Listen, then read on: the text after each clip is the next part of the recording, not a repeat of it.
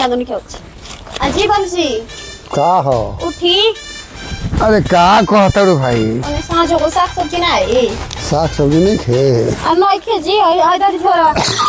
कौन है हम कि ले आई मैं आलू ले ले मैं हाँ हरियर सब्जी कुछ ले ले धरी तो कितना में हो जाएगी अरे 4-5 लगे गए आज यूं तना नहीं के 300 रुपया रहा तो कहीं को तरह हरियर सब्जी आई अच्छा तो बेसी लगी तो धारो बाकी लगा दे उधार बाकी तो अपना पैसा लगा दे मो अच्छा, ठीक है क्या करे तो बटवे देख ली गिन दी तो ठीक बा देख ली हो जाएगी चाहे 1 2 3 ठीक बा अपन सुनी ना तन छोटा मोटा खाए को बंद कर रहा है देखो अपने दिन में पैसा नहीं होता है आए थी पर मुर्गा मछली ले ले मुर्गा चाहे मछली वाली जोली रो बुझाई तो ले ले बना दे मौका मन तो ठीक है ना बटुए ठीक है बात और वो छोरिया रोली सब्जी खा के एकदम अजीब मना पड़ा तो तनी मुर्गा मछली आ रहा तो मन जो अरे भाई तो ठीक बा तू मसाला वसाला पीस के तैयार रखी हो हम मुर्गा मछली ना ले मुर्गे ले आन देता नहीं जानता नहीं है तो ताजा कटवा के लिए नहीं एकदम ताजा सामान है हाँ ना रो तब के ले लाई नहीं नो तो जानता नहीं लेग पीस ले ले ठीक सुनी ना पुण्य काटा के लगे जी पुण्य का रौ रखरे नाम रे ना बुझाला हां सुनी ना लेग पीस ले ले आए ओकर टंगरिया लेग पीस जी अच्छा ठीक बा ले पीस ले आई लेकिन तब की ले रही हूं तो एको दमे मने अजीबे लागत रे बुझे तब की बासी पिरासी लिया के धो देल बनी ये बाबूजी रोगा तो अब की तन देख के लिए ताजा ताजा भले साग सब्जी में कमी हो जाए के चाहिए और मुर्गा मछली में कमी ना ना नो ना मसाला उसाला देखी रो जाए हम मसाला उसाला पीस के यहां पे रख देता नहीं लगा ठीक बा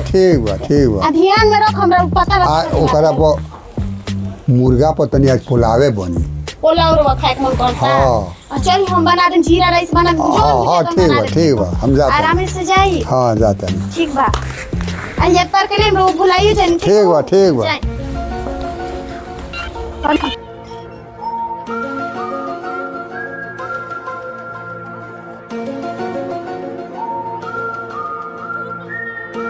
अरे का कर तारू जा तू अरे देखो तारे के क्या कुल साग सब्जी ले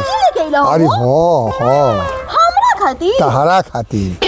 आई खुदा तहरा खाती नहीं कोबी उबी कुल लेल बनी ये जान हम आज गोभी के पकौड़ी बनाएंगे बनाओ बचका बनाएंगे ठीक अरे हाँ देखो का कुल लेल बनी कोबी बढ़िया आई खुदा दही में हरियर का मिर्चाई टमाटर धनिया के पत्ता सब ना हां अरे हाँ सब बाई में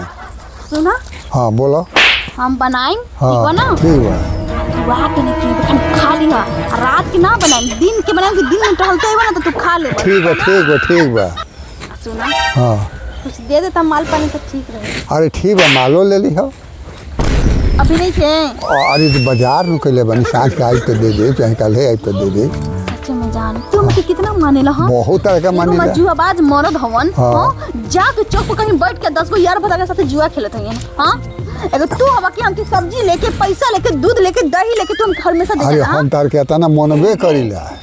दिल से तारा के मानिला हां तो तू प्यार ना करे हां और हमरा के त खाली हमरा ऊपर ना एकदम चढ़ना उतरना बस काम खत्म अब कर आ तू तो एकदम दिल से प्यार कर तोहर तो एकदम तारा के दिल से प्यार करिला तब न तारा के ले आके देता नहीं देखो जान हां बोलो हम तो सोचे थे ना दोनों आदमी ना कोर्ट में जाके कोर्ट में शादी कर चलो कल आई ना हां ठीक है दुनिया जब तक कुछ दिन तक बातें ना करे बात का करे हमने दोसरो ठही चले के हां यहां से जब मान पानी हां सब बेच किन के निकल जाए के बाद ठीक बना साग सब्जी पैसा कोई सब देहनी आ चल के कोटे मरे जे कह के उनके फरार हो जाए जाबे हां जान टेंशन नहीं घेती टेंशन नहीं है ना हां ओ का नाम की दुनिया में कोई लगा अजी बाबूजी का अजी को का होगा तावत न त बैठ के तन दुगो बात होखे लगा समाचार एक खिलवाड़ी तार की जानत नहीं कि तू कौन बात करेलू है ई का कर रही है बूढ़ा में भी बना कैसे मुंह सलाम का कैसे हम हाला कर हम समाज का अरे का है हाला कर हाला सब करते लगे का करते ना हम सारू खड़े रहन कि हम अजीब रहन अजीब है क्या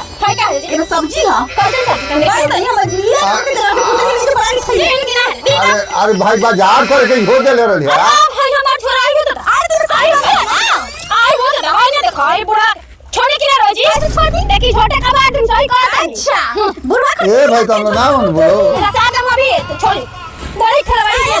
हाँ ई का हां ये तो मन शोक भी है एकदम ही। मन शौक भी है हाँ। बूढ़ा उतारते इज्जत करा के नहीं क्या हाँ तू समझ बुटरी बटोरो ना लगा बो मैं सब्जी लगा सब के लेकर रहा अभी क्या बन तू संभारो ना तो हर तो मोर तर के संभालते अच्छा, रहो चल, हाला मत कर। मैं जाता रहे खेलवाड़ी तू नहीं अच्छा चल हाला मत कर चल चल चल चल तुम घरे बताओ तनी अरे हो भाई चल ना बताइए चल चल